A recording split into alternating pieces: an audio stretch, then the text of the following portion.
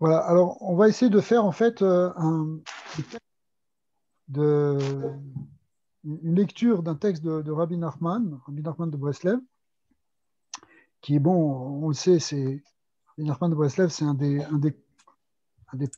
précurseurs dans le courant chassidique, qui a depuis la fin du XVIIIe siècle est devenu une branche majeure de la pensée juive, et on pourrait dire non seulement majeure, mais même une branche porteuse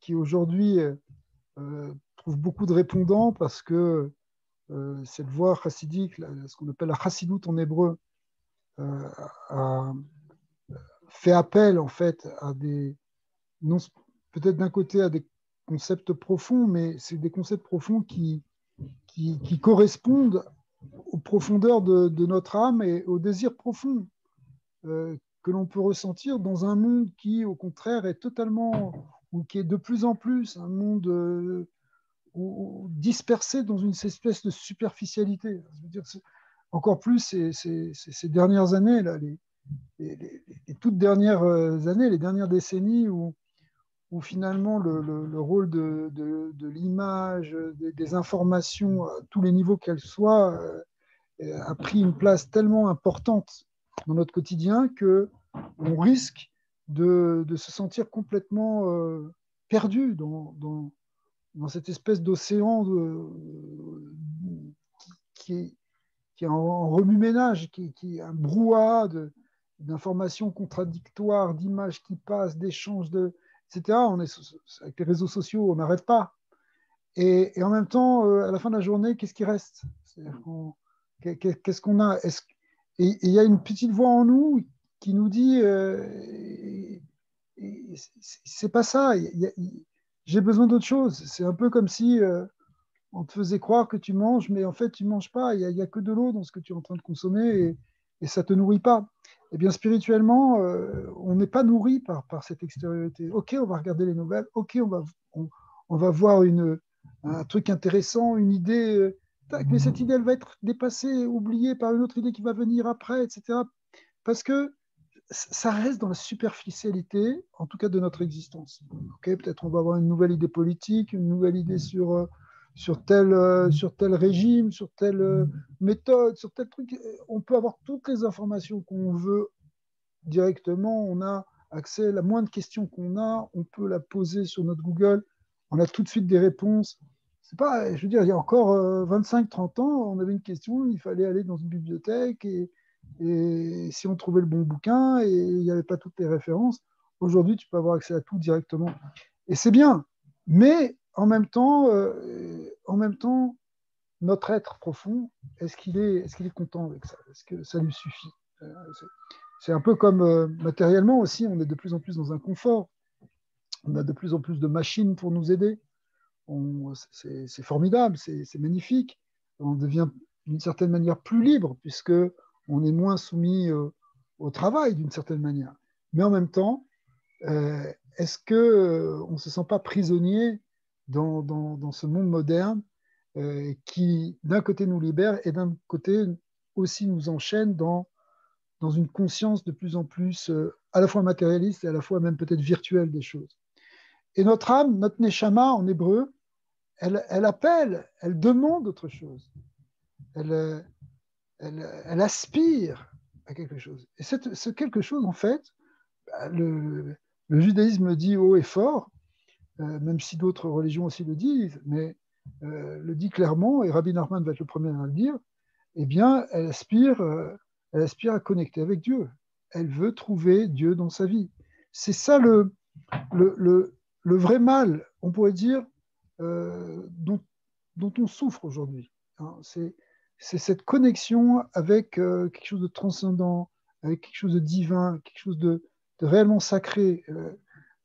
Ok, le monde matériel s'améliore, même si on voit que on est dans des moments troubles et des moments difficiles aujourd'hui avec avec les événements, les épidémies, etc. On sent bien qu'on traverse quelque chose de difficile. D'ailleurs, Hugo, je vais vous envoyer après le cours enfin dans peut-être dans un petit moment, je vais vous envoyer un cours que j'ai fait cet après-midi sur ce sujet, qui je suis sûr vous intéressera tous, parce que c'est vraiment c'est une lecture un peu de l'actualité au travers du regard de la Torah. Mais on va essayer de regarder, de rester un peu, de faire un peu une étude sur texte. D'ailleurs, ça va permettre de voir ce qui se passe quand on étudie dans un texte de Torah, on étudie en hébreu, ce que je vous souhaite un jour de pouvoir faire si ce n'est pas déjà le cas. On va trouver je cherche en ce moment des méthodes pour apprendre l'hébreu. Peut-être je vous en parlerai un petit peu après. Mais l'idée, c'est, on va voir, alors, je vais suivre carrément le texte, et puis même si pour l'instant, vous n'avez peut-être pas forcément toujours la lecture, c'est pas grave, parce que au lieu de voir mon visage, vous allez voir le texte, ce qui est quand même mieux. D'accord? C'est pour ça que je vais vous partager le texte. Voilà. Mais manque de peau, vous voyez quand même mon visage. Alors, c'est pas grave. Alors ça, vous voyez, ce texte-là, bon, c'est en fait, maintenant c'est sur les ordinateurs, on peut voir les textes, mais c'est le fameux livre de Rabbi Nachman qui s'appelle Likutei Moharan. Et on va lire, on va essayer de faire une lecture de ce qu'on appelle la Torah Yud, la dixième, le 10e texte de la deuxième partie. Parce que le Likutei Moharan, la grande œuvre de Rabbi Nachman, est divisé en deux parties, deux livres, deux parties. Et dans la deuxième partie, on va s'atteler donc au 10e texte, au 10e chapitre. Alors, je vais dire tout de suite, et je vais traduire et on va essayer d'expliquer. Mashéolam, Rechokim et Hashem Idbarar, le fait que le monde, regardez comment il commence Rabbi Nachman. Il dit, le fait que le monde est éloigné de Dieu. Le monde, quand il dit le monde ici, ça veut dire en fait les hommes.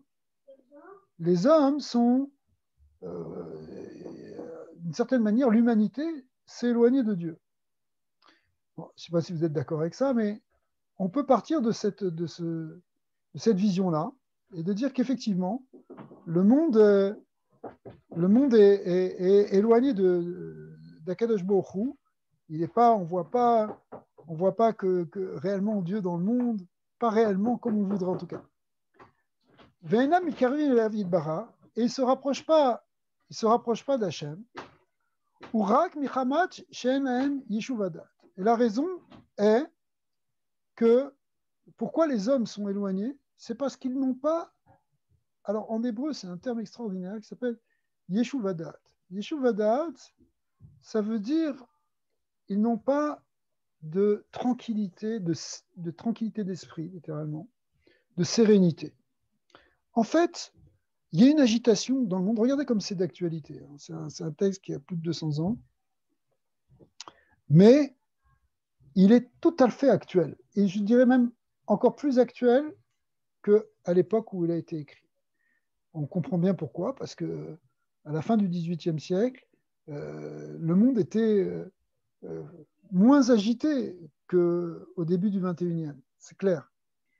Et pourtant, Rabbi Nachman nous dit que déjà à son époque, les hommes n'arrivent pas à se rapprocher de Dieu parce qu'ils sont trop agités. Leur mental n'est pas serein. Ve'enam eshivim atzman, ils n'arrivent pas à se poser, à se calmer. Ve'ikar leishtadel lishev atzmo etev. Mais il nous dit l'essentiel, chers amis, c'est de faire des efforts pour justement se poser, pour se calmer, pour devenir serein. D'accord ? On manque de sérénité, on manque de calme, on a l'esprit agité. Et cet esprit agité, on pourrait dire, mais c'est très bien d'avoir l'esprit agité, il faut être rapide, il faut que ça court de tous les côtés, vite, vite, vite, réponds au téléphone, refais ci, fais ça, tac, tac, tac, plus tu vas en faire, mieux c'est. Oui, sauf que c'est pas évident. Beaucoup de gens d'ailleurs peuvent parfois souffrir beaucoup de gens peuvent souffrir de ce qu'on appelle même de déficit d'attention, d'accord, d'incapacité de concentration. On a ce problème dans la jeunesse. Et en fait, c'est quelque chose qui est devenu tellement courant que c'est considéré comme un des problèmes majeurs aujourd'hui, un des problèmes majeurs à l'école, et même après l'école, ces problèmes de déficit d'attention, qu'on ne sait d'ailleurs pas très bien répondre, auxquels on ne sait pas très bien répondre. Les seules choses qu'on a trouvées aujourd'hui, enfin, ce n'est pas vraiment les seules choses, mais ce qui est le plus utilisé, ben, c'est une aide médicamentale. On va donner du Ritalin à des enfants, comme ça pendant 8 heures dans la journée, ils ne bougent pas de leur siège, et ils sont un peu comme des légumes, et on ne sait pas s'ils absorbent ou pas, mais en tout cas, ils ne bougent pas. Et de plus en plus, on prescrit ça. Il y a des écoles où c'est devenu obligatoire. Ce qui est complètement absurde, qui est réellement absurde, c'est qu'on n'a pas compris véritablement pourquoi ces enfants ont un déficit d'attention. En fait, ils ont un déficit d'attention parce qu'ils fonctionnent très vite. Ils ont un cerveau qui part un peu dans tous les côtés. Et en fait, il faudrait s'adapter à eux, leur donner plus d'activités, les faire changer, les faire. On s'est rendu compte dans certaines écoles un peu pilotes où on fait étudier les enfants debout, ou bien on fait des récréations très souvent, etc. Et en fait, ils donnent leur potentiel. Tandis que maintenant, on est arrivé à un système contraire et, où qu'est-ce qu'on fait? On donne du Ritalin à ces enfants, et après, on se rend compte que les enfants qui n'ont pas ces problèmes de déficit d'attention, ils restent moins longtemps assis, parce qu'au bout de 5-6 heures, n'importe quel enfant normal, il a besoin de se lever. D'accord? Alors on se rend compte que lui, il est devenu moins efficace. Et la norme qui est en train de s'établir, c'est la norme des enfants qui sont drogués au Ritalin. Et donc finalement, on finira par droguer tout le monde au Ritalin si on continue comme ça. Donc c'est une aberration totale, et, et, et ce n'est pas ça la solution. Cependant, ce que vient nous dire Rabbi Nachman, c'est qu'il faut faire des efforts pour trouver une certaine sérénité. Alors même un enfant, j'avais vu une fois un reportage sur des écoles où, où la première chose que font les enfants quand ils rentrent dans la classe, eh ben, ils les font méditer. Une espèce de yoga, ils les font asseoir, ferment les yeux, font des méditations. Et le professeur, l'instituteur, c'est des écoles primaires, il leur fait méditer. Et une fois qu'ils ont médité, eh bien, ils sont beaucoup plus sereins et leur esprit peut beaucoup plus facilement absorber. D'ailleurs, dans les écoles juives aussi, on commence normalement par un moment de prière, ce qu'on appelle la tefila. Donc les enfants ont en général une demi-heure, voire plus, de prière. Mais ça ne veut pas dire que c'est vraiment forcément toujours de la méditation. Des fois, ils sont même agités pendant la tefila. Ça peut exister, mais en tout cas, on commence toujours par justement essayer de connecter avec Hachem, de connecter avec Dieu, de retrouver notre neshama avant de partir dans telle ou telle agitation mentale.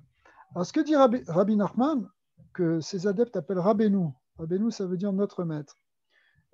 Alors, ce que dit Rabbi Nachman, Rabbeinu, il dit la chose suivante. Il dit que l'essentiel, en fin de compte, c'est de faire des efforts pour trouver ce Yeshuvadat, pour trouver cette sérénité. Et pour cela, il faut se demander d'abord vers quoi on court. Ma tachlit mikol atavot ou mikol inyane olamazé. Qu'est-ce qu'on recherche en fait? On court après des plaisirs, on court après accumuler de l'argent, accumuler des pouvoirs. Ok, est-ce que, est-ce que le jeu en vaut la chandelle? Est-ce que pour ça, si vous voulez, combien de fois on a pu apercevoir des gens qui peut-être ont réussi dans les affaires, mais parfois à quel prix? Je veux dire, à quel prix au niveau de leur âme? D'accord? le, le, c'est, bien sûr, on n'est pas en train de dire que le bien-être matériel ou qu'une certaine opulence est quelque chose de négatif. Il n'y a pas, le judaïsme est très clair là-dessus, il n'y a pas une diabolisation de l'argent. L'argent c'est pas quelque chose de mal en soi, mais c'est quelque chose de neutre, si vous voulez. On peut en faire du bien, on peut en faire le contraire du bien. Il y a des gens qui sont prêts à tuer pour de l'argent, d'autres qui sont prêts à, à tout donner de leur argent et même de leur personne pour aider les autres. Donc tout dépend de la manière dont on se situe, dans la manière dont on s'oriente, si vous voulez. Mais si certains sont prêts à tuer pour de l'argent, certains sont prêts parfois hein, à se tuer eux-mêmes pour de l'argent. Shalom Christophe, bon Chaba, bienvenue. Certains sont parfois capables ils sont prêts, en fin de compte, ils vont renoncer à leur famille, même s'ils sont mariés et qu'ils ont des enfants, mais si tu ne vois pas tes enfants, si tu t'en occupes pas, si tout ce qui compte pour toi, c'est tes rendez-vous, c'est tes affaires, et et parfois même, c'est ça qui gâche des familles, qui font qu'il y a des divorces, enfin, toutes sortes de choses. Et cette vie où finalement, tu es dans un stress permanent, ok, peut-être tu vas t'acheter la belle voiture dont tu as rêvé depuis que tu es des enfants. C'est pour ça que tu vas avoir des gens qui, à 65, 70 ans, roulent dans une Ferrari qu'ils ont enfin pu se payer. Donc, en fin de compte, ils n'ont fait que rêver, que réaliser leur rêve d'enfant. Pourquoi pas? Je ne suis pas en train de juger, mais est-ce que c'est vraiment ça le but de ta vie? Est-ce que c'est ça tous ces efforts, toutes ces heures emmagasinées pour avoir ce plaisir de rouler dans un morceau de métal avec des roues en plastique? Est-ce que c'est vraiment ça? Est-ce que c'est ça le sens de ton existence? Encore une fois, on n'a pas dit, tu n'es pas obligé de marcher à pied dans la neige parce que tu veux te priver de voiture. C'est pas de ça dont on parle. Et pourquoi pas même une Ferrari? Pourquoi pas? J'ai rien contre les marques italiennes. C'est pas ça le problème. Le problème, il n'est pas là. Le problème, il est-ce que tu as sacrifié ton âme pour ça? Est-ce que ta neshama, ton côté spirituel, ton côté éternel, est-ce que tu l'as enfoui? Est-ce que tu l'as refoulé? Est-ce que tu l'as pas nourri? Tu l'as affamé? Presque tu l'as tué. D'accord? Et ça, c'est possible, si vous voulez. C'est-à-dire, c'est très possible de tomber dans ce travers. Et on pourrait dire que malheureusement, c'est ça le mal du monde. Et c'est comme ça que Rabbi Nachman nous présente les choses. À l'époque, il n'y avait pas de Ferrari, mais des plaisirs du monde, il y en avait déjà, et qui nous paraîtraient peut-être moins intéressants de nos jours. Mais malgré tout, c'est une espèce de permanence. C'est qu'on puisse, on est capable de, de perdre son temps, de perdre son énergie, pas de perdre, mais de la dépenser à tel point que pour remplir les plaisirs. Et il nous dit, il y a deux types ici de tavot. Les tavot, ça veut dire ces plaisirs, en fait, ces désirs, plus exactement. Et certains sont ce qu'il appelle chutz lagouf, qui sont extérieurs au corps, et d'autres qui sont à l'intérieur du corps. L'intérieur du corps, ben, c'est tous les plaisirs physiques qu'on peut avoir. Mais à l'extérieur du corps, il donne comme exemple le kavod. Le mot en hébreu kavod veut dire l'honneur, les honneurs. Pour les honneurs, pour être connu politiquement à tous les niveaux, on est prêt parfois à sacrifier tout le reste de notre existence. Pourquoi? Parce que, enfin, quand je dis tout le reste, c'est-à-dire tout le côté justement spirituel. Et du coup, on est dans une agitation, on n'a pas ce yeshuvadat. Donc, première idée, on est éloigné de Dieu parce qu'on n'est pas calme, parce qu'on n'est pas posé, parce qu'on n'est pas serein, on n'est pas capable de s'asseoir et de méditer, on n'est pas capable de connecter avec la dimension divine, parce qu'on est totalement dans l'agitation, et cette agitation, elle vient de l'agitation de nos désirs. Parce qu'on a des désirs à droite, à gauche, etc., et qu'on essaye tout le temps de les remplir d'un côté ou d'un autre, eh bien, on n'arrive pas à avoir la sérénité pour connecter avec le divin. Donc, ce n'est pas le problème. Si vous voulez, c'est très intéressant parce que la question n'est pas de dire ici, ben, les plaisirs, c'est le péché, c'est le mal, c'est le diable ou quelque chose comme ça. C'est pas ça le discours. Mais c'est que ces désirs-là, et si tu es tout le temps en train d'essayer de les remplir et que tu ne penses qu'à ça, eh bien, tu ne trouveras pas de calme. Et comme tu ne trouveras pas de calme, tu ne pourras pas connecter à Dieu. C'est ça, c'est simplement, si vous voulez, une conséquence logique. Il n'y a pas une notion ici morale sur les plaisirs. Bien sûr, il y a des choses qui sont interdites, pas d'un point de vue moral d'ailleurs dans la Torah, mais d'un point de vue de la loi. La Torah nous donne des lois, nous dit ça c'est interdit ou ça c'est permis. En tant que Bnei Noar, vous savez qu'il y a 7 lois, et ces 7 lois d'ailleurs, Hugo, on l'a déjà vu plusieurs fois, Ouais. en fait, ça inclut beaucoup d'autres, c'est tout un panel en fait de lois, mais les lois qui permettent et qui interdisent sont, on peut le voir sous un angle moral, mais on peut le voir sous l'angle simplement de la loi, parce que si tu fais ça, ça amène quelque chose de négatif. C'est un peu comme si tu veux. C'est pour ça que une des visions pour les 7 lois de Béné Noir, je fais cette parenthèse, mais elle est importante, c'est de dire, bon, finalement, les 7 lois de Béné Noir, c'est la morale, la morale première du monde, d'accord? Ça veut dire, c'est la manière de vivre comme des hommes pour l'humanité, c'est des règles de morale élémentaires. Il ne faut pas tuer, il ne faut pas voler, il ne faut pas prendre la femme du prochain, etc. Ça a l'air d'être des choses clés, mais en même temps, on peut le voir comme la loi divine qui serait dans l'homme, si vous voulez, l'équivalent, par exemple, des lois physiques. Ne t'amuse pas à transgresser la loi de la gravitation quand tu te penches du 10e étage d'un building, tu comprends? Parce que la loi de la gravitation, elle ne va pas te rater. Si tu veux sauter, eh bien, tu vas tomber. Et quand on t'a dit ne saute pas, on t'a pas dit ne saute pas d'un point de vue moral, on t'a dit ne saute pas parce qu'il y a une loi dans le monde. C'est la loi de la gravitation. D'accord? Donc si on te dit ne tue pas, c'est pas parce que c'est moral, c'est parce qu'il y a une loi. Parce que si tu tues, bah, ça va amener une conséquence négative dans le monde. Et que tu seras amené aussi à supporter, évidemment. C'est parce qu'il y a une loi de justice, il y a une loi d'équilibre, etc., qui fait que si tu fais du mal, quelque part, tu vas le payer aussi. Mais ce n'est pas parce qu'on veut te punir, c'est parce que c'est une loi. C'est des lois qui sont inhérentes, en fait, à l'univers. Moi, j'aime bien regarder les choses comme ça, parce que la morale, ça peut varier. Hein. On peut dire quelque chose qui était interdit hier devient permis aujourd'hui. D'après nous, c'est bien.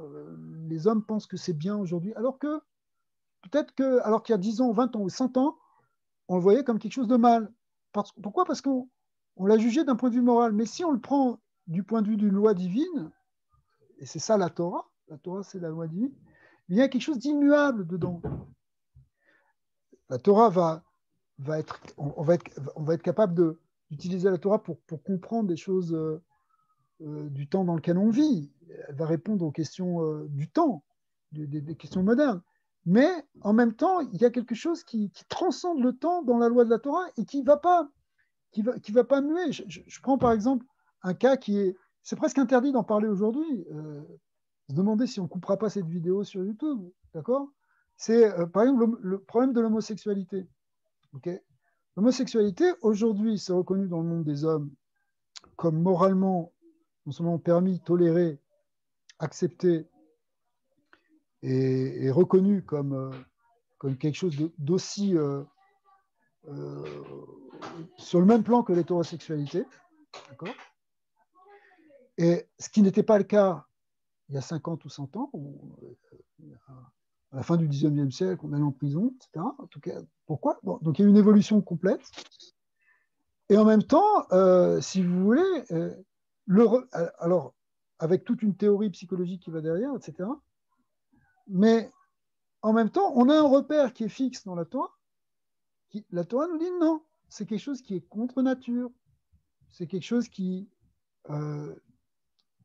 est une inversion par rapport au modèle d'une famille, qui est la première mitzvah qui est donnée dans la Torah, de fructifier, multipliez-vous en se mariant, en construisant des familles. C'est la base de la Torah, que ce soit pour les Bnei Israël ou pour les Bnei Noar. Et parmi l'interdit, si vous voulez, l'interdit tout à l'heure, j'ai dit, parmi les 7 lois, il y a l'interdit de se marier avec la femme de son prochain.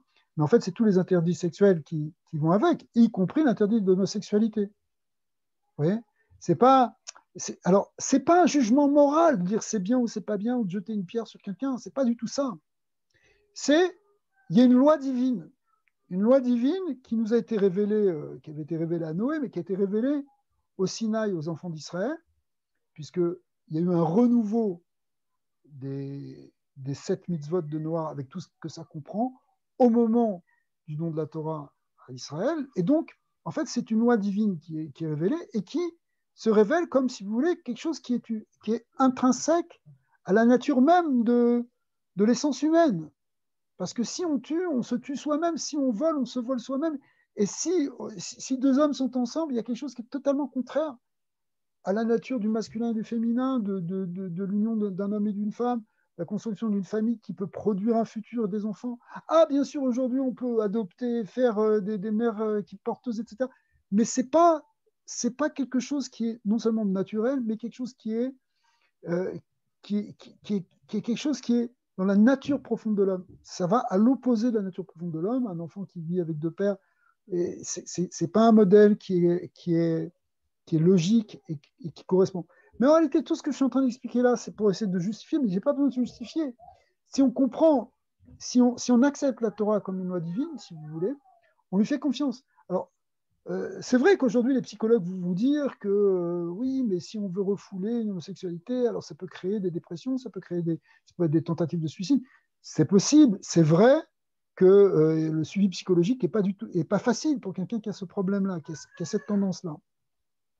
Mais c'est vrai aussi qu'il y a des gens qui sont des homosexuels aussi, qui s'acceptent eux-mêmes, mais qui pourtant sont aussi dépressifs et certains sont aussi suicidaires. Je veux dire, c'est pas, ils ont un problème avec ça. Donc, c'est pas en disant qu'il n'y a pas de problème qu'on règle non plus complètement le problème. C'est un problème qu'il faut régler. À l'époque de Freud, donc c'était déjà il y a presque une centaine d'années, à l'époque de Freud, l'homosexualité était encore considérée comme, dans ces mots, c'est pas moi qui le dis, comme un vice. Et c'est-à-dire qu'il y avait une déviation. Aujourd'hui, ça a changé, si vous voulez. Les choses ont changé, et non seulement, et c'est complètement, je veux dire, dans la théorie officielle psychanalytique et psychologique, c'est quelque chose qui est complètement accepté. Et aller contre, on va se faire répéter d'homophobe ou ça, ce qui n'est pas le cas. C'est pas par homophobie. C'est parce que on essaie d'analyser les choses selon justement des principes qui sont immuables, qui sont sacrés et qui sont les voies de la Torah. D'ailleurs, c'est intéressant de voir que, que quand on présente les Sheva Mitzvot Ben Noah, c'est quelque chose qui peut poser problème d'expliquer ça. Ah, quoi, c'est ça, c'est interdit d'après la Torah, c'est un problème. Et bon, mais enfin, écoutez, aujourd'hui, on voit que si on s'en tient juste à la morale ou à une espèce de science psychologique, finalement, on peut arriver à toutes les dérives. Là, aujourd'hui, les choses qui sont d'actualité en France, je ne sais pas si vous avez suivi, c'est un problème de pédophilie. Mais on n'est pas loin de presque accepter la pédophilie. Je veux dire, voilà, même, on est dans la limite. Il y a eu des gens qui ont parlé, d'ailleurs, le fait que ça fasse scandale, c'est dans une élite en plus intellectuelle, etc.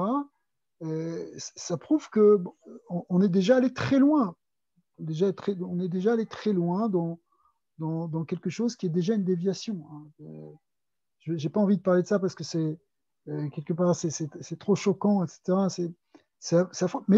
Mais il y a une dérive qui se fait doucement, sans qu'on s'en rende compte, qui fait que voilà, par exemple, déjà un adolescent à 15 ans, c'est plus un enfant, mais un jour ce ne sera pas 15 ans, ce sera 12 ans, 10 ans, 8 ans. Et c'est et ça, c'est parce que, non, on peut comprendre qu'il peut être, on va dire qu'il peut être consentant ou quelque chose comme ça. Calmons-nous, je veux dire. Il faut savoir placer les choses à leur bonne place parce que, voilà, le monde peut rentrer dans une dérive complète qui vient en fait de ce mot qu'on a dit, on va revenir au texte, qu'on a dit dans Rabbi Nachman, qui est le problème des ta'avot, des désirs. les désirs. Alors, le désir inassoupi, et on le laisse, et on se permet, et après, on se permet. Après, la meilleure chose pour se déculpabiliser, c'est de permettre officiellement une chose. D'accord?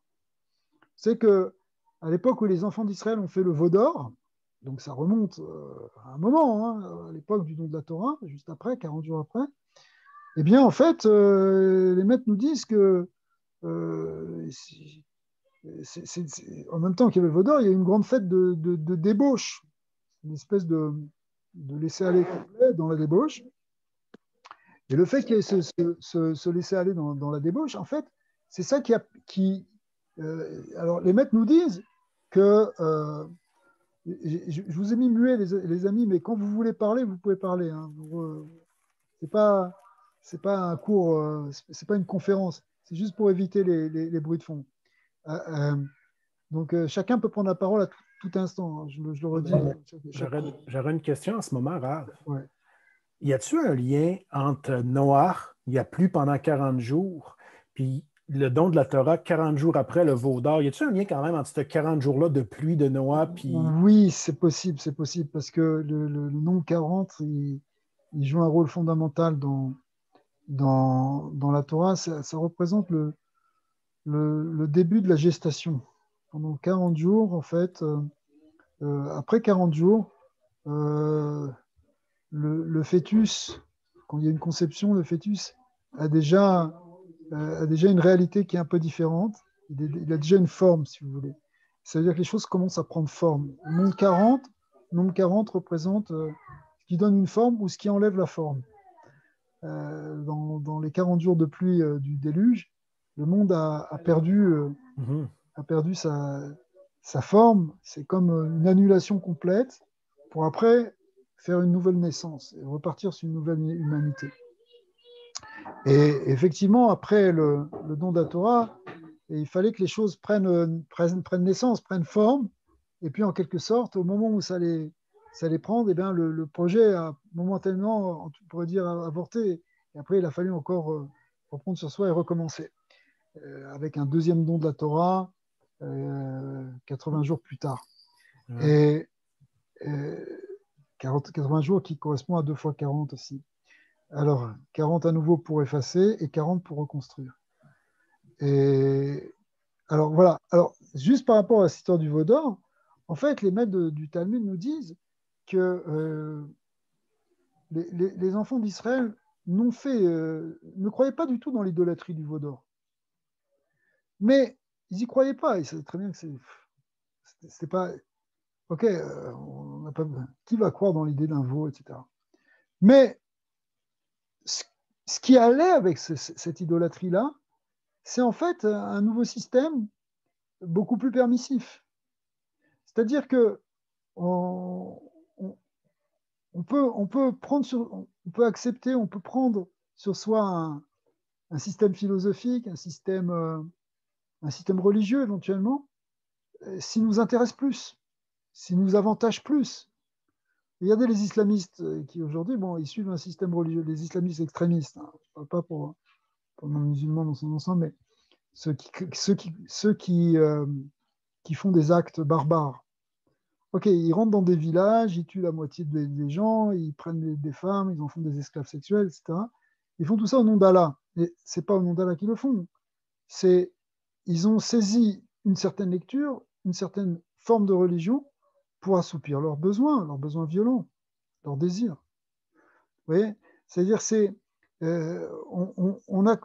on se crée une idéologie, parce qu'on n'est pas obligé d'aller chercher loin, on peut la créer soi-même.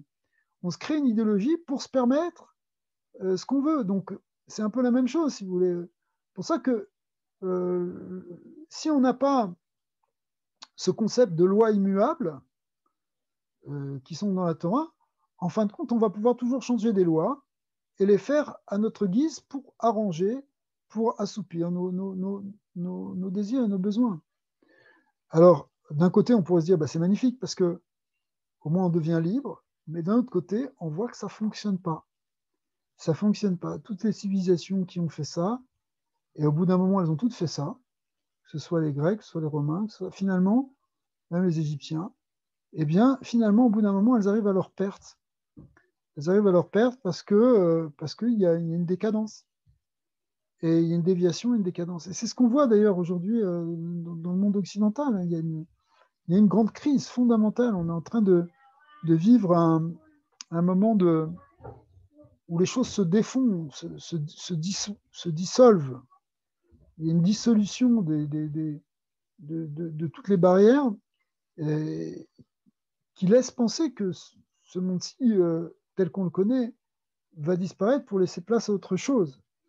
Et nous, on a l'avantage d'avoir quelques livres de prophètes, les prophéties d'Isaïe, d'Ézéchiel, de Yoël, des grands maîtres, des grands prophètes de la Torah, et depuis même Moïse, et même Abraham, et puis ensuite les maîtres de la Mishnah et du Talmud qui nous ont prophétisé, qui nous ont expliqué qu'on va vivre, qu'on va passer par là. On va passer par un moment qui correspond à ce qu'on appelle, vous savez, quand on fait pousser une plante, on met une graine dans la terre, mais avant qu'elle germe et qu'elle fasse sortir la pousse, il y a un moment où la coque de la graine se désagrège.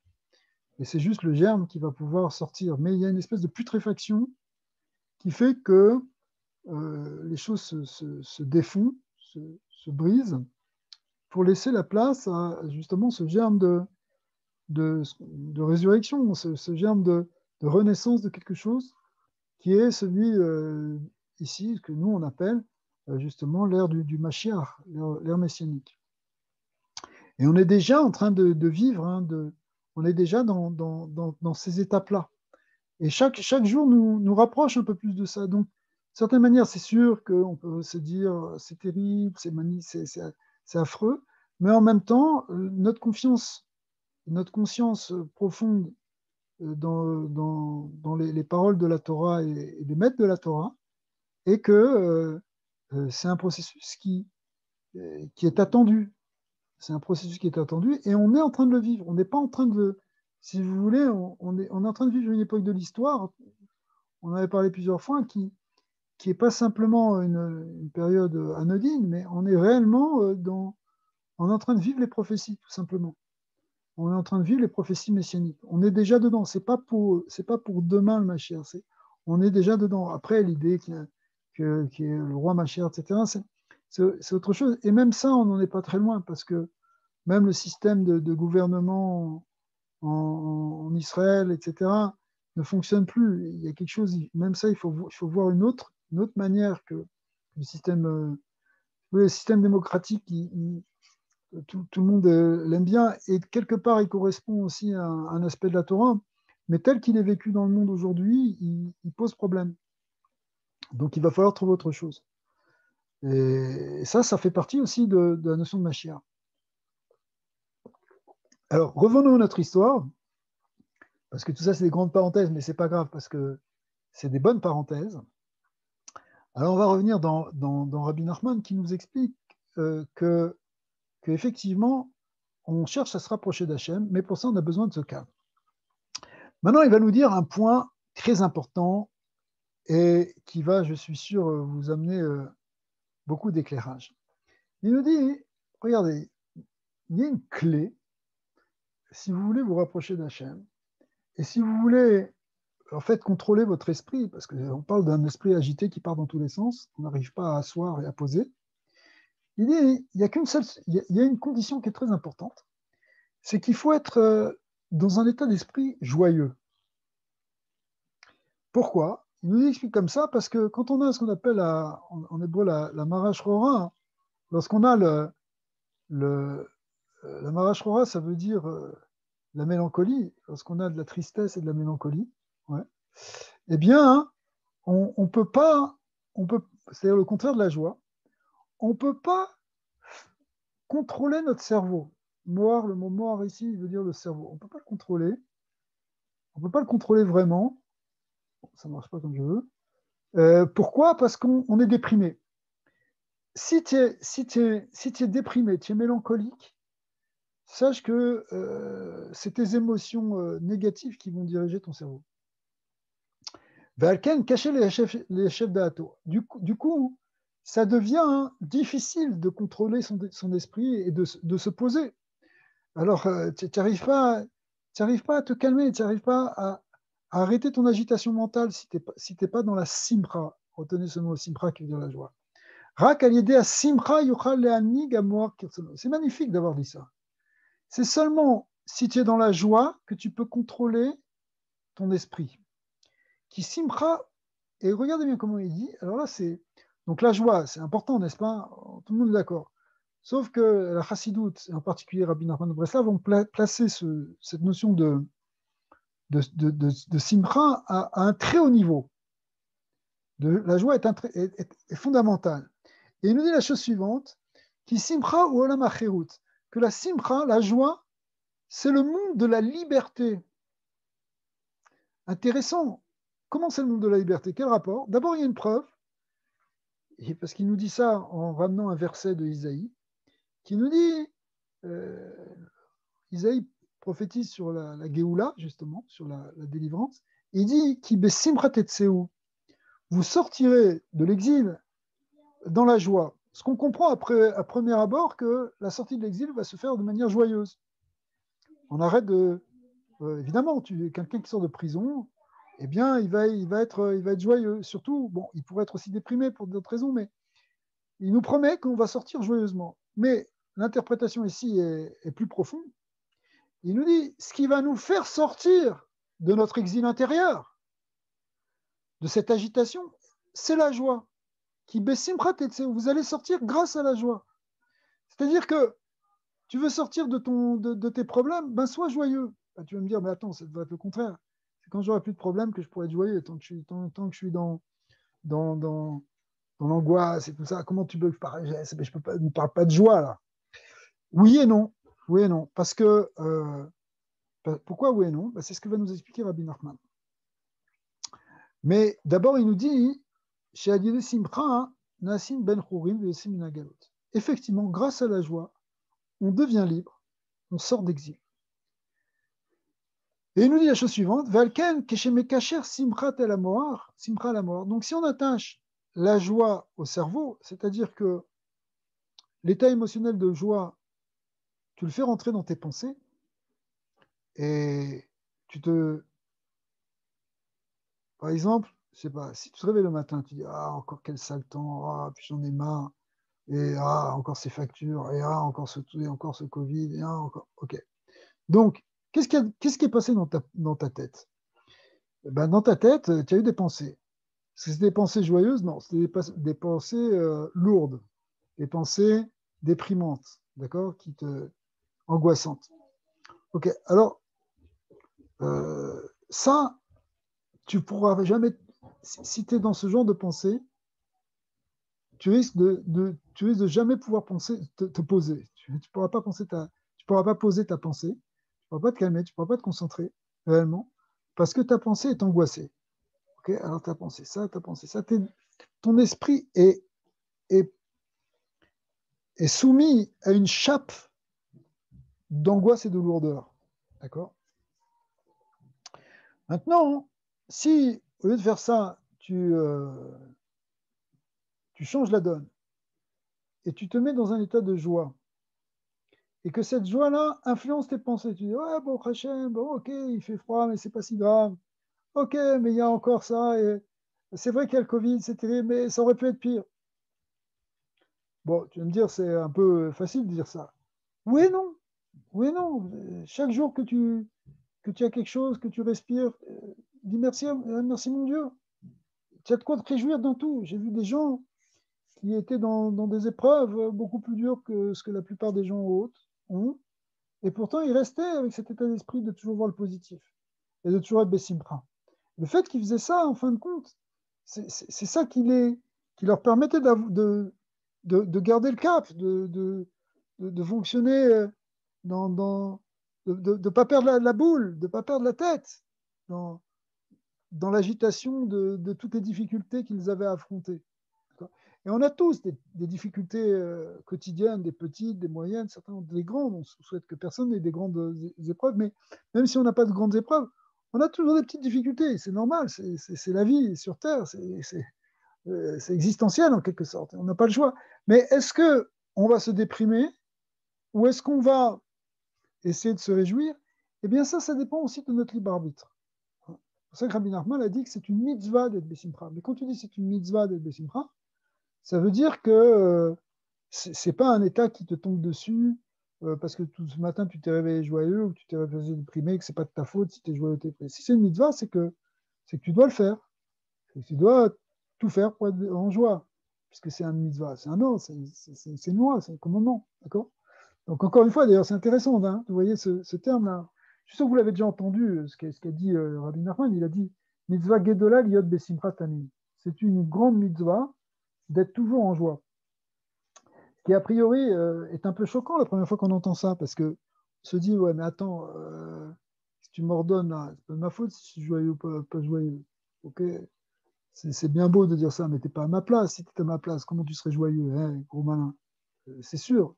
C'est comme ça qu'on a envie de dire.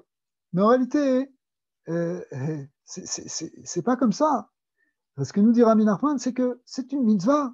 Ça veut dire, ça dépend de toi. Toi, tu peux travailler sur ton niveau émotionnel. Tu peux te mettre dans la joie et penser que tu es dans la joie. Et quand tu vas penser que tu es dans la joie et que tu vas trouver de la joie, alors l'étape d'après, c'est que tes pensées, elles vont être formulées complètement différemment. Elles vont être joyeuses, elles vont être positives, elles vont être optimistes. Et là, tu seras en mesure de trouver une certaine sérénité, un calme, un recentrage, et tu pourras à ce moment-là connecter avec Hachem. D'accord? Donc, si on n'a pas la simcha, on n'a pas la paix et on n'a pas la connexion.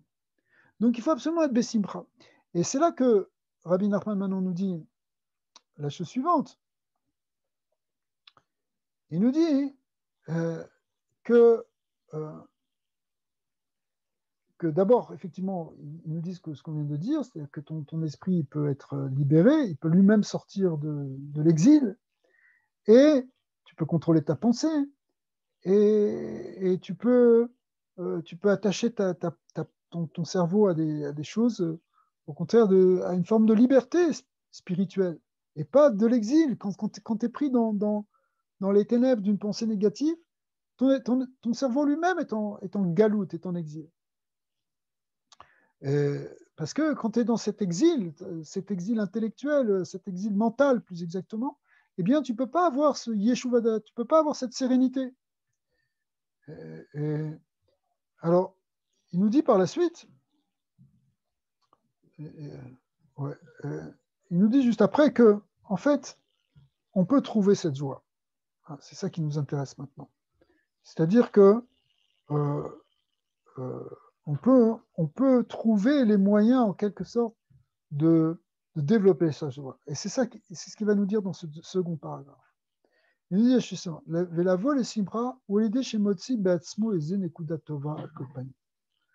il nous donne une clé très pratique, très, très faisable. Il nous dit, regarde, comment tu peux trouver la joie, hein? Encore une fois, ma première réaction, c'est de dire, trouver la joie, ça ne dépend pas de moi. Si je suis joyeux, tant mieux. Si je ne suis pas joyeux, qu'est-ce que je peux faire? Ce n'est pas vrai. Développe ta joie aussi en travaillant sur ta conception, sur tes pensées. C'est-à-dire qu'il faut que tu mettes de la joie dans ta pensée, mais c'est aussi avec ta pensée que tu vas générer des émotions. Donc l'un va avec l'autre. On a compris que ça tourne. Et donc, si tu arrives il te dit comme ça, si tu trouves en toi ce qu'on appelle une nekudat tova, c'est-à-dire au moins un point positif, trouve quelque chose qui va bien chez toi, quelque chose où tu es bien, quelque chose où tu fais toi du bien, quelque chose où il y a quelque chose de bien dans ta vie quand même. Ne dis pas qu'il n'y a que du mal. D'accord? Ça n'existe pas. Et tu me dis, oui, peut-être, mais moi, je suis pourri. Moi, je suis nul. Tu peux arriver à ça aussi, cette conclusion-là. Moi, je suis un pauvre type. Moi, je suis un sale type. Les gens ne me connaissent pas. Mais... Alors, ça aussi, c'est déprimant, n'est-ce pas? Se voir comme un mauvais, etc., c'est pas bon. C'est pas bon du tout. Alors, il ne faut pas tomber non plus dans une espèce de mégalomanie où tu te prends pour un dieu, le maître du monde. C'est pas ça. Laisse tomber l'orgueil d'un côté. D'un autre côté, ne sois pas négatif. Ne sois pas négatif sur toi. Au contraire, tu peux trouver, cherche à trouver au moins un point positif. Et il nous ramène après dans la suite du texte, il nous dit que il fait référence à un autre enseignement qui est donné à la fin du livre, de la première partie du livre, je peux bête, où il nous dit là-bas que quand tu trouves un point positif en toi, une qualité, même une petite qualité ou une petite mitzvah que tu as fait aujourd'hui, d'accord? Eh bien, ça peut te rapprocher de la teshuva, ça peut te rapprocher d'Hachem, en fait. Tu vas te rapprocher d'Hachem parce que tu as trouvé quelque chose de bien en toi, ou parce que tu as trouvé quelque chose de bien dans l'autre aussi. Tu l'aides lui-même à se sortir de ce marasme et de cette négativité.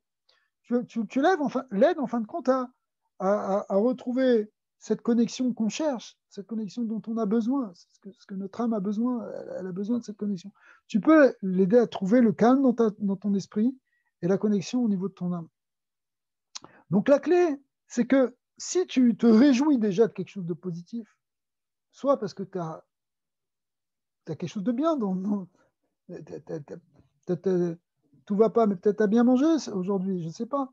Ou peut-être tu as fait une mitzvah, tu as dit une parole gentille à quelqu'un, tu as aidé quelqu'un. On peut faire des milliers de mitzvot. Hein. Encore une fois, les 7 mitzvot de Bnei Noach, c'est un terme générique, mais en fait, ça inclut énormément de choses. Hein. Quand tu fais du bien vis-à-vis de ton prochain, quand tu l'aides, etc., ça fait partie évidemment des 7 mitzvot de Bnei Noach. C'est tout ça. Bon, on pourrait rentrer dans les détails pour le voir comment ça rentre, mais c'est clair et net, si vous voulez, que c'est le Baal Shem Tov a dit une chose qui est extraordinaire. Il a dit une chose qui est extraordinaire. Cette parole, c'est une maxime qu'il faut garder avec soi là, dans sa poche parce qu'elle peut beaucoup aider. Et il a dit, si ton âme est descendue dans ce monde et elle va rester 70, 80 ans, peut-être plus, Bezot Hashem. À l'époque, on disait 70, 80 ans parce que c'est comme ça dans un verset. Mais aujourd'hui, on n'a pas peur de dire jusqu'à 120 ans. Okay. Mais si elle est venue dans ce monde et qu'une fois dans toute cette incarnation, elle a fait du bien à quelqu'un, elle a fait un bien à quelqu'un, ça justifie toute cette venue dans le monde. Parce que tu peux te dire, ouais, mais ma vie, est-ce qu'elle est intéressante? Ok, il y a des gens, ouais, je regarde là, à la télé, il y a des gens importants, et eux, ils sont passés à la télé. D'accord. Donc, mais moi, qu'est-ce que c'est ma vie, elle est insignifiante, c'est bidon, je suis à côté, je suis un dans... Ça vaut rien. C'est pas vrai. C'est pas vrai. Ta vie, elle est extraordinaire, elle a un sens extraordinaire parce qu'à un moment, tu as fait du bien à quelqu'un.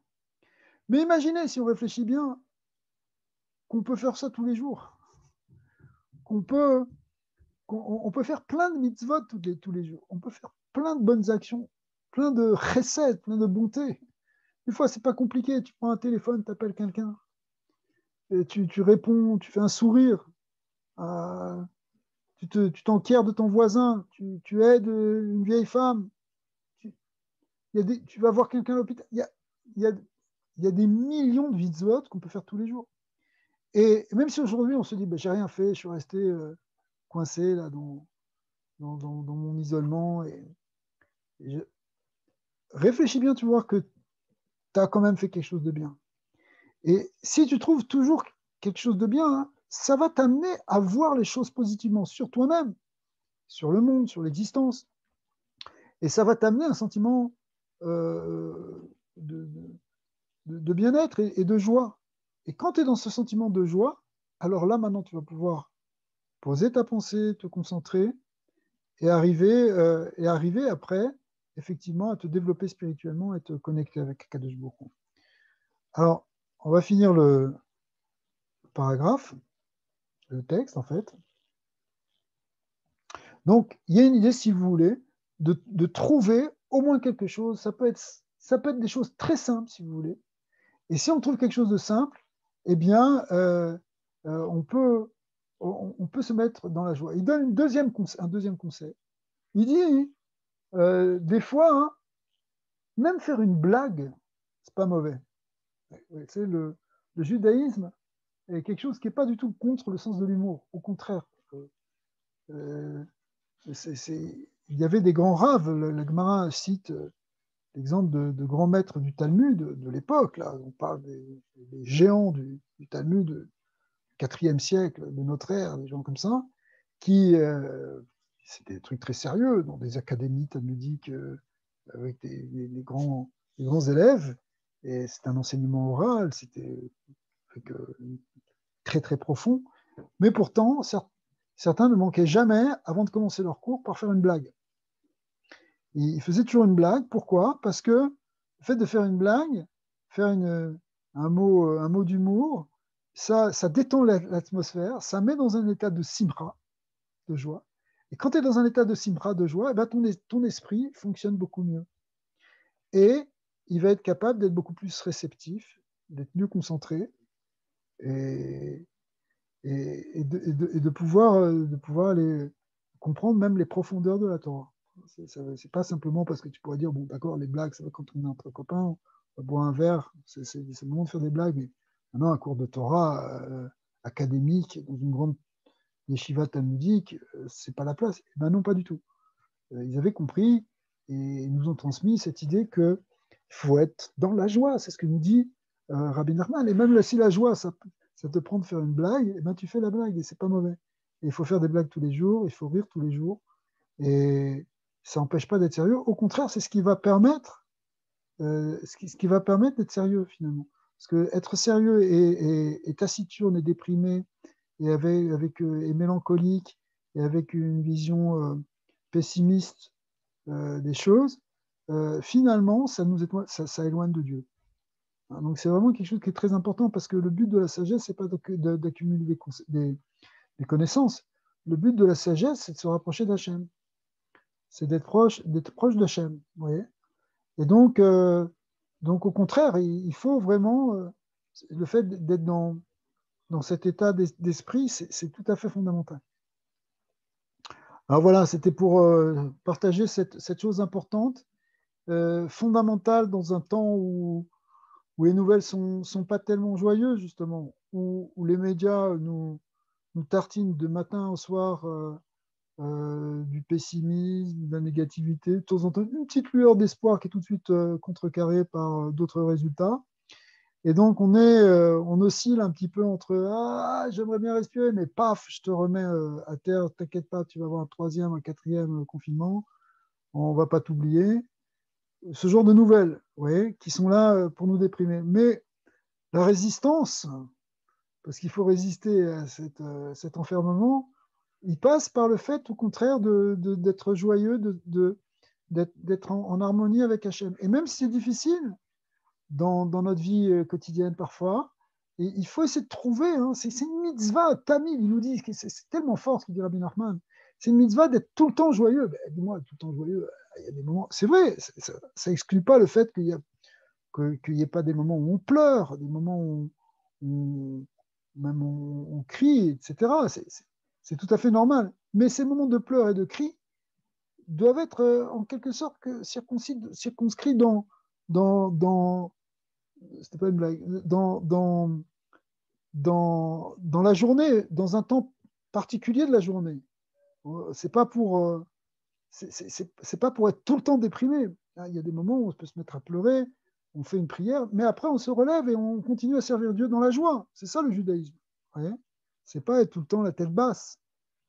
De temps en temps, on s'assoit par terre peut-être pour prier pour la destruction du temple, mais après, dès la fin de cette prière, on se relève et on repart joyeusement. Il faut être tout le temps dans la joie. Et même si dans notre vie, on a des moments difficiles, c'est possible, par exemple, quelqu'un il vient de perdre un proche, Shalom, que Dieu préserve, c'est sûr c'est prévu une semaine de deuil, on s'assoit, etc. Et après, il y a tout un rituel pendant un an, etc. Mais même au bout d'une semaine, on se relève et on retrouve une vitalité. On ne reste pas dans un deuil éternellement. Ça, c'est pas du tout juif non plus. Hein. C'est pas du tout la voie de la Torah parce que rester comme ça, comme on vient de le voir dans ce texte aujourd'hui, quelque part, ça nous éloignerait d'Hachem. Et en plus, même, c'est un manque de confiance en Dieu, de croire que parce qu'on a perdu quelqu'un, tout le monde s'arrête. C'est pas vrai. On a vraiment conscience que l'âme de quelqu'un, elle part après dans des palais et qu'elle reviendra au moment de la résurrection. Ça fait partie de la Emouna. Mais dans tous les cas, il faut rester dans la joie, en fait. Hein. Alors, c'est ça, c'est ce message que Rabbi Nachman nous donne ici, dans cette période plutôt déprimante, se dire non, on va trouver des choses positives, trouver des choses positives dans votre vie. Voilà, vous avez écouté un cours de Torah, 5 minutes dans un cours dans la journée, une petite vidéo de Torah, un petit mot. Bien, ça, faut s'accrocher à ça. Et il faut pas s'accrocher à ça. Il faut voir que là, il y a une perle éternelle qui vient et qui nourrit notre neshama, qui rend joyeuse notre neshama, notre âme. Oui. Et le reste, le reste, c'est le reste. Mais on garde le cap, on garde le côté émotionnel et on ne se laisse pas abattre. Hachem. Voilà, si vous avez des questions.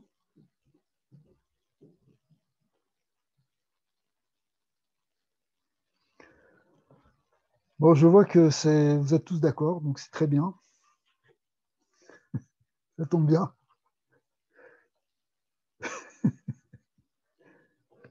Attends, Hugo, si tu veux reparler, on va te redonner. J'avais juste une remarque à préciser quand vous avez parlé. En fait, comme dit le Baal Shem Tov, en fait, il y a beaucoup de je reviens, et je me souviens d'une histoire où il y a un de ses disciples qui lui posait la question justement pourquoi il était tout le temps joyeux, etc. Et en fait, il expliquait qu'il se focalise tout le temps dans quelle que soit la situation sur le point positif de la situation. Et même s'il savait qu'il y avait plein de choses négatives qui arrivaient, c'est pas grave, il restait focalisé sur le point positif et que ça permettait d'avancer. Ouais, absolument, absolument. Il faut garder le côté positif. D'un côté, on pourrait dire c'est un peu artificiel, tout ça. C'est bien beau, mais d'un côté, tu vois bien tout ce qui se passe, hein, tu vois bien ce qui m'arrive, etc. Mais c'est pas artificiel. C'est s'attacher en fait au point de vie, à l'aspect de la vie, à l'aspect de l'éternité. La tristesse, elle est liée, elle n'est pas loin de la notion de mort et de la négativité de la mort, en fait. Alors que la joie, c'est la vie. La vie, c'est joyeux. C'est ce qui bouge joyeusement et harmonieusement. Mais la dépression, c'est déjà une forme de mort. C'est une mort spirituelle, si vous voulez. Donc, quand on s'attache à des choses joyeuses, c'est parce qu'on fait le choix de la vie. Il y a un verset dans le Deutéronome qui nous dit que je place devant toi le bien et le mal, la vie et la mort, et tu choisiras la vie. Il faut choisir choisir le bien, c'est choisir la vie dans le judaïsme. Alors après, bon, il faut élaborer tout ça, ce que ça veut dire la vie, mais dans le cours qu'on est en train de voir là maintenant, la vie, c'est justement c'est ce qui est la source de joie, c'est ce qui est la source c'est ce qui est vivant. La tristesse, c'est la dépression, c'est la mort. Donc, il y a un moment, il faut qu'on fasse ce choix de ce qui est vivant. Et c'est en cela qu'effectivement, Rabbi Nachman nous dit que c'est une mitzvah d'être dans la joie, parce qu'on choisit d'aller dans le côté de la vie, dans le côté de la joie. Et pas dans le côté de la déprime, le côté de la négativité, du pessimisme, de toujours tout voir noir. Parce que quand on voit les choses négatives, en fait, on crée du négatif. Donc, on ne s'en sortira pas. Alors que quand on voit quand on commence à voir les choses positives, on crée du positif et on sortira justement de la négativité. C'est ce qu'il m'a dit. Hein. Vous allez sortir dans la joie. Le fameux verset d'Isaïe, c'est que c'est par la joie que vous allez sortir. Parce que par la joie, vous faites du positif et le positif va l'emporter sur le négatif. La lumière va l'emporter sur l'obscurité. Mais si tu t'attaches à quelque chose de ténébreux et à voir toujours les choses d'une manière négative, etc., eh bien, tu ne fais que renforcer les ténèbres. Et tes ténèbres intérieures et les ténèbres dans le monde. Alors que, et donc, tu ne peux pas sortir en fait du système. Le système, il t'enferme. Je vais être obligé de vous laisser, chers amis. Merci. Un autre cours qui suit derrière. Merci. Merci à vous tous. Merci infiniment. Merci, Rav. J'espère qu'on organise bientôt un autre cours. Hein. Mais c'est quand même très intéressant qu'après la sortie de la mer Rouge, la première chose qui est arrivée, c'est que Marie elle a pris un tambour, puis ils ont chanté, puis ils ont dansé tout de suite après la sortie de la mer Rouge. C'était la joie tout de suite. Absolument, tout à fait. Très, très bonne remarque. C'est-à-dire que d'un côté, les femmes avec Myriam ont pris des tambourins, se sont mis à chanter. D'un autre côté, les hommes avec Moïse aussi ont chanté la fameuse Shirat Hayam, le chant qui a été dit au bord de la mer. C'est-à-dire que, oui, être libéré, c'est la joie, et la joie, c'est la libération. L'un va avec l'autre, absolument. Absolument. Et il y a une célébration de la vie, c'est la célébration de la joie. Et la Torah est basée là-dessus. Hein. C'est vraiment ça. Et c'est pour ça que c'est une clé aussi pour l'humanité, parce que tant que ce principe n'a pas été intégré, alors on reste encore dans cette confusion. Hein. Ce qu'on a dit à un niveau individuel, c'est vrai à un niveau collectif, si vous voulez. Merci. Yes. Est-ce que je peux rajouter quelque chose? Oui, bien sûr. Yes, je renais par... Ouais, c'est moi, c'est Christophe. Excusez, j'aurais dû mettre la vidéo là. Par rapport à tout ce qui est les commandements et la joie, moi, ce que je vois aujourd'hui, c'est que les commandements, ils ont été donnés surtout pour garder la joie. Parce que quand on prend le chemin du péché, entre guillemets, ou d'un commandement qu'on ne respecte pas, c'est surtout, avant tout, contre nous. Donc, que le péché s'inscrit dans notre corps et qui nous emmène ça vers la dépression. Et encore comme une boucle infinie après, une boucle infinie négative, de plus en plus dans cette direction. C'est là où c'est important de voir que la joie est importante, parce que c'est ça qui va libérer, en fait. C'est ça.